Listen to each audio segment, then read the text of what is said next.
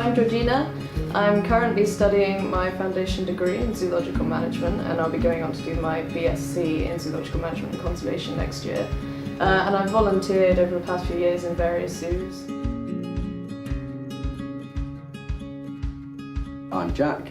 I'm a final year veterinary student at the University of Liverpool, and I'd like to go into initially small animal medicine, but then more exotic animal medicine, including zoo animals and birds of prey.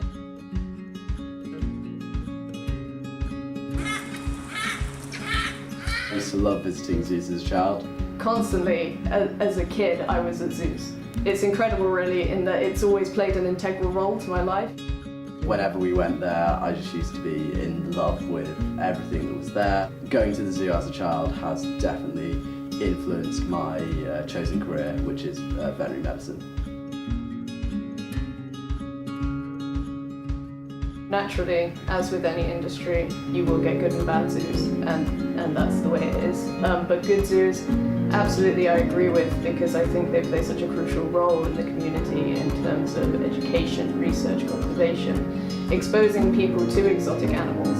So a good zoo will always have an animal's best interests at heart. The main sort of care parameters that have to be legally given for the animals include what's called the 5 freedoms, and so these basically are 5 things which if you're keeping an animal in captivity, whether it's for farming situation, a pet situation or a zoo situation, that these things should be provided for an animal. These are freedom from hunger and thirst, freedom to exhibit natural behaviours, freedom from fear and anxiety, freedom from discomfort, and also freedom from pain or injury.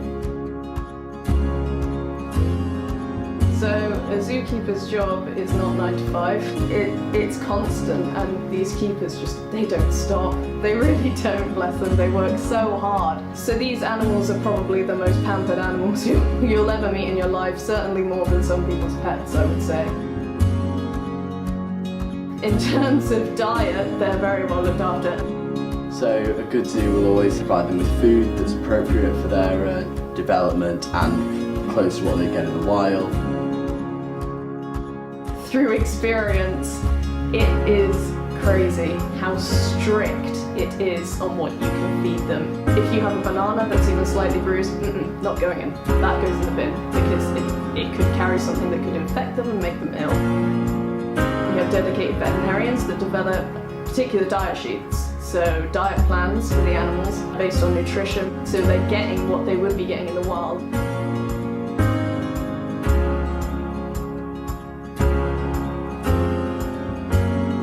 So really the 3 main things that zoos should be doing are education, research and conservation work. Conservation is very important in zoos, and it's one of probably the key element of having zoos in a modern day world. We're trying to conserve species, and there's many different ways that zoos do that. The main is conservation breeding programs, which people know a lot about. Obviously, zoos produce a lot of offspring from critically endangered species. And through that, they have already been able to do so many reintroduction projects. If you look at species like the California condor, Brazilski's wild horse, golden lion tamarins, scimitar hondorex, these animals were all pretty much extinct in the wild. They weren't going to come back if it wasn't for zoos. So by conservation breeding, we then had enough to send back out into the wild, and the majority of these animals are now thriving, and their numbers are gradually increasing. So conservation breeding is great, and it's very carefully managed through the stud bookkeeper. A lot of vets will manage these sort of stud books, so these are the breeding programs of these animals. And they will decide who breeds with who. They try to work out the population genetics to work out which are the best animals to breed together to produce the best offspring for eventual release.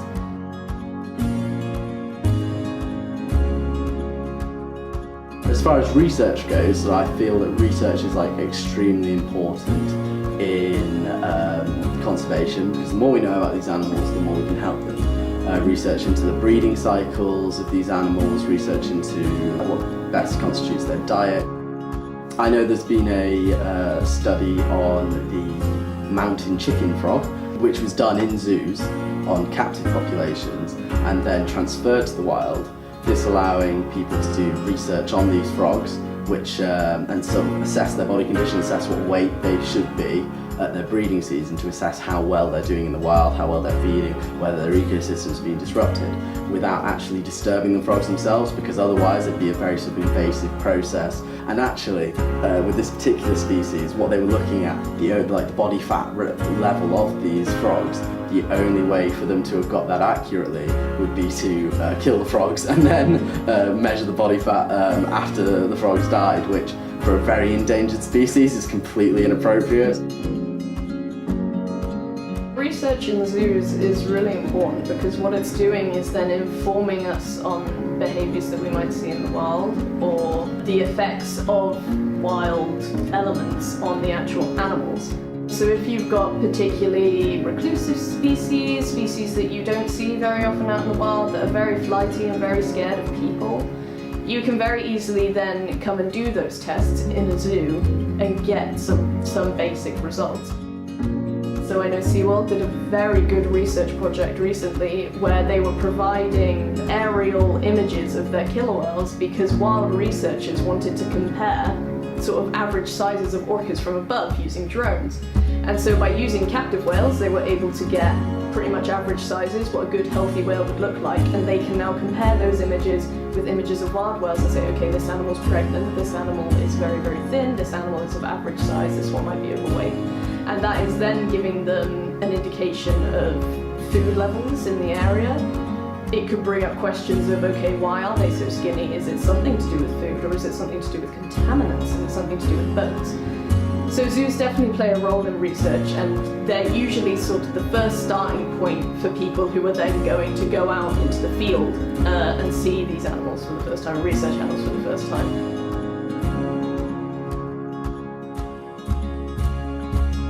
Sort of other areas in which vets can be involved with education. Vets can often talk to people about like what they're doing in zoos and sort of help people understand like what it actually requires to keep these animals both in the zoo, but also how that would also affect how they are kept in the wild. I think this is one of the key areas in which zoos can sort of help with conservation, because obviously it's all very abstract to a member of the public.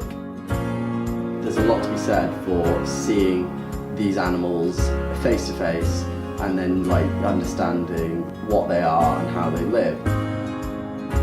It's important that people get a chance to see these creatures, because a kid in the centre of Bristol may never get the chance to go out and see a dolphin in the wild or a lion in the savannah, but they can go up to Bristol Zoo and see a lion right there, right in front of them.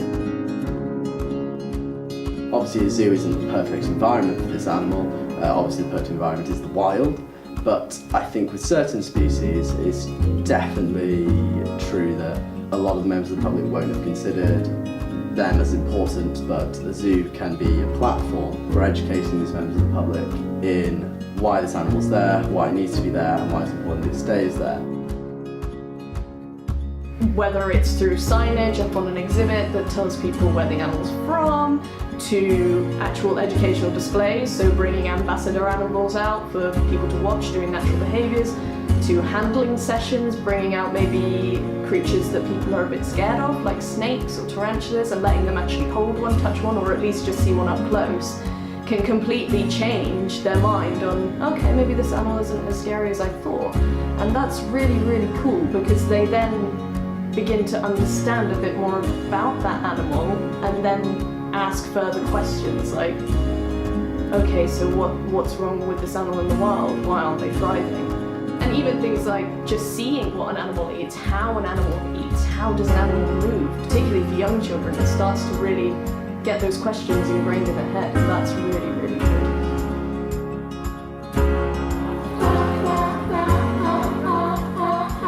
A lot of what we do is affecting animals in the wild, and it's all very easily remedied just by adjusting our lifestyles, even just the tiniest bit at a time. Hopefully people will gradually start to change their ways, whether that be by going on a safari, buying tickets to accredited zoos, absolutely, because then your money is going towards not only helping the animals in the zoo, but there are a portion of it's also going back out into the field and helping those animals out in the wild.